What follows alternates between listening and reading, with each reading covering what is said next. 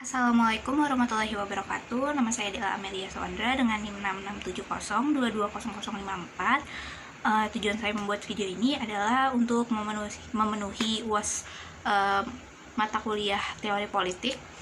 Dan di sini saya akan memaparkan salah satu materi dari teori politik, yaitu konservatisme sebagai ideologi. Nah, sebelum kita mengetahui lebih lanjut apa itu konservatisme, kita harus menyamakan persepsi kita tentang ideologi. Apa sih definisi dari ideologi? Jadi, secara garis besar, ideologi itu punya dua definisi. Yang pertama adalah definisi fungsional, dan yang kedua adalah definisi struktural. Nah, dalam definisi fungsional, ideologi ini adalah suatu hal yang dianggap paling baik dari yang paling baik terhadap suatu negara atau masyarakat.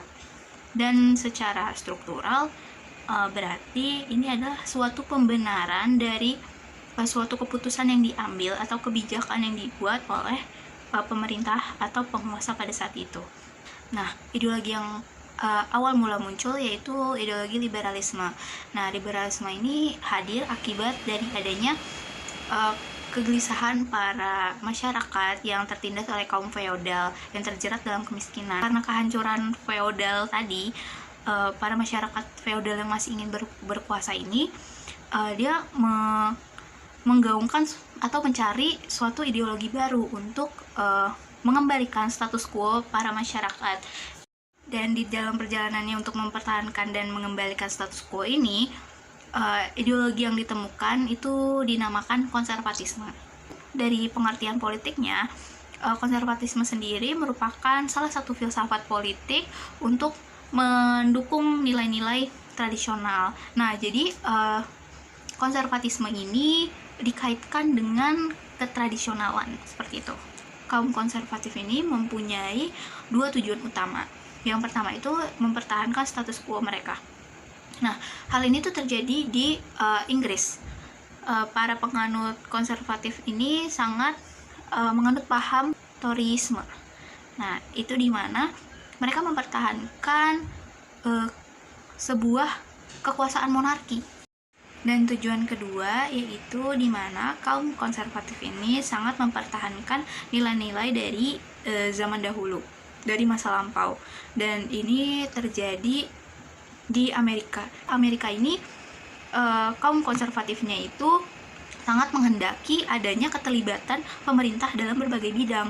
Jadi sesuai dengan tujuan untuk mengembalikan nilai-nilai dari masa lampau, politisi konservatif di Amerika itu mendukung peraturan-peraturan yang mengatur kehidupan dan nilai-nilai yang telah lama dianut oleh masyarakat. Menurut Ramlan Subakti, ada 3 yang dapat mengidentifikasi gejala atau penanda berlakunya konservatisme. Yang pertama itu adanya pemahaman bahwa masyarakat yang terbaik adalah mereka yang tertata.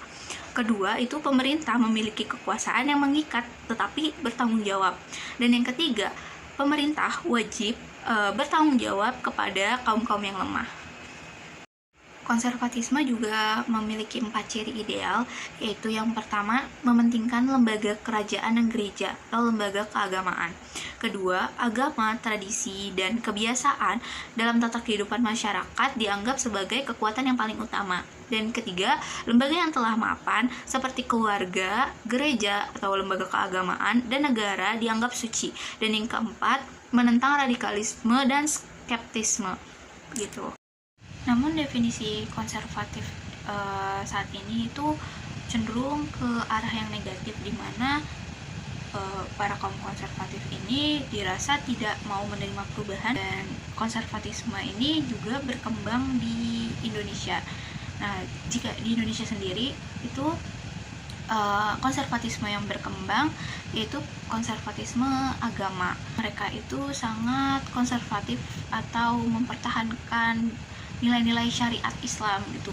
Namun kini kaum konservatif ini malah ke arah radikal. Banyaknya para oknum-oknum pendakwah yang secara tidak langsung malah menyebar suatu kebencian gitu. Dan perkembangan konservatif di Indonesia ini sangat terlihat dari salah satu peristiwa, yaitu Gerakan 212 yang dipimpin oleh Habib Rizik Syihab. Nah, di dalam peristiwa ini Habib Rizik Syihab dengan Front Pembela Islam atau FPI dan berbagai masyarakat muslim ini menginginkan Pak Basuki Cahayapurnama atau Pak Ahok yang saat itu menjabat sebagai Gubernur Jakarta lengser dari jabatannya karena diduga telah menistakan agama Islam. Banyak para kaum muslim sangat marah kepada Pak Basuki Cahayapurnama. Permintaan maaf pun dilayangkan kepada umat Islam dari Bapak Basuki Cahayapurnama atau Bapak Ahok. Namun permintaan maaf ini tidak disambut baik.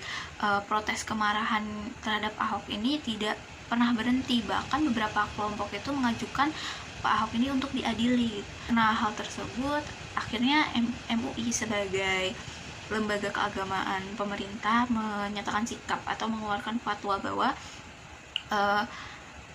Gubernur DKI Jakarta ini atau Pak Ahok itu menghina Al-Quran dan menghina ulama yang memiliki konsekuensi hukum. Nah, setelah keluarnya pendapat dan sikap atau fatwa dari MUI ini, muncul Gerakan Nasional Pengawal Fatwa MUI yang kemudian menjadi kendaraan bagi aksi bela Islam. Selain unsur kebencian yang mendorong adanya aksi ini, terdapat juga aspek politik yang menyatukan umat Islam untuk menjegal Pak Ahok menjadi Gubernur DKI Jakarta. Demonstrasi 212 ini mengintimidasi para pendukung Pak Ahok dan masyarakat yang masih meragukan suara-suara umat Islam. Bahkan hukum Islam ini seakan kompak menegaskan bahwa Pak Ahok ini tidak pantas dipilih bukan karena hanya dia non-muslim, namun dia non-muslim yang membenci Islam. Hal ini pun didukung dengan adanya pernyataan-pernyataan agama bahwa pemimpin yang baik adalah pemimpin yang beragama Islam, seperti itu. Nah, dalam aksi ini kita juga dapat melihat bahwa ada pergeseran atau transformasi konservatisme menjadi pop culture, di mana iman atau mengkafir-kafirkan bahkan menyesat-nyesatkan seseorang itu bukan lagi hal yang tabu atau wilayah tertutup yang disikapi dengan hati-hati. Tidak semua yang ikut dalam aksi 212 ini memang memiliki kepentingan politik bahkan ekonomi, tapi mereka takut dibilang tidak membela Islam gitu.